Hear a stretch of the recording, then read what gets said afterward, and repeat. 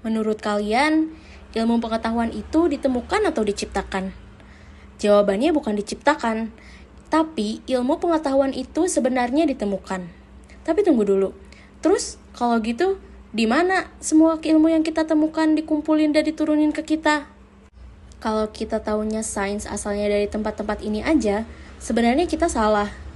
Karena ternyata ada satu peradaban yang telah berhasil menghimpun berbagai ilmu, bahkan sampai terkenal sebagai pusatnya sains dunia. Bahkan warisannya masih ada loh sampai sekarang. Tanpa berlama-lama, ini dia kisahnya. Jadi, pas Eropa masih terjebak di masa kelamnya, peradaban satu ini ternyata udah lebih dulu mencapai kejayaan. Ketika peradaban Islam ini kemudian meninggal, para penerusnya lanjut memperluas kekuasaan hingga berkembang pesat sekali. Dan saat tempat ini kemudian jadi ibu kota, ilmu pengetahuan dari berbagai belahan dunia pun mulai dikumpulin. Posisinya yang strategis dan pembangunan besar-besaran yang dilakuin bikin ibu kota ini jadi pusat perdagangan serta pusat ilmu dan kebudayaan selama 500 tahun lamanya. Bahkan sampai ngalahin kota-kota terkenal di dunia. Dan semua kesuksesan itulah yang bikin periode ini dikenal sebagai masa keemasan Islam. Dan bukti utamanya bisa dilihat dari sebuah perkumpulan yang melahirkan banyak penemuan, bernama Rumah Kebijaksanaan.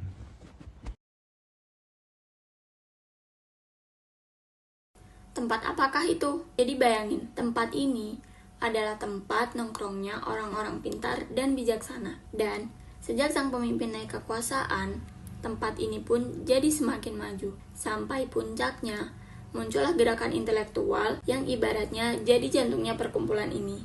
Para pemimpin kala itu bahkan ngedorong penerjemah berbagai buku sains dan filsafat dari berbagai bahasa jadi bahasa Arab, biar semua ilmu itu bisa dikuasain oleh masyarakat. Semangat mereka adalah bahwa kebenaran itu bisa ditemukan oleh siapapun, dan gak perlu malu untuk ngelakuin kebenaran yang ditemukan oleh orang asing. Hal ini jugalah yang menjadikan bahasa Arab kemudian sebagai bahasa paling penting di dunia selama berabad-abad pada saat itu.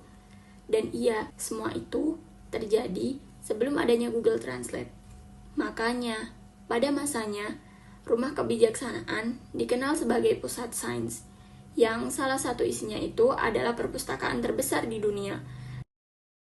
Dan berkatnya juga berbagai sains dan filsafat jadi menyatu ke dalam peradaban Islam.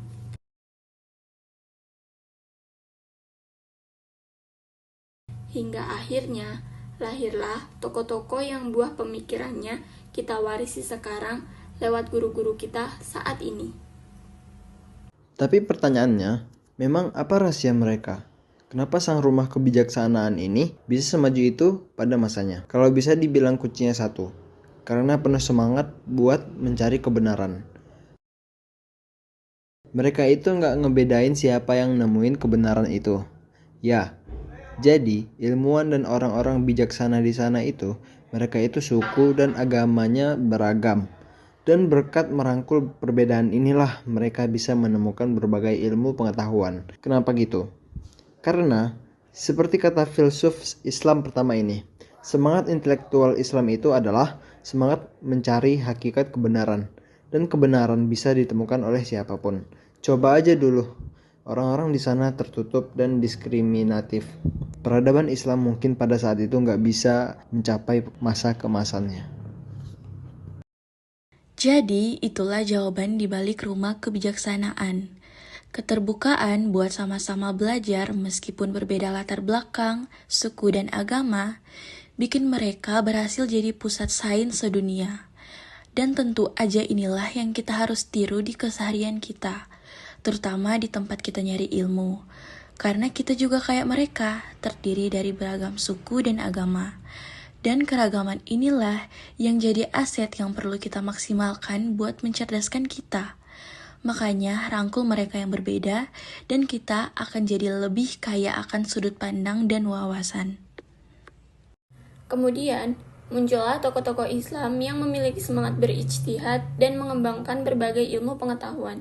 Di antaranya,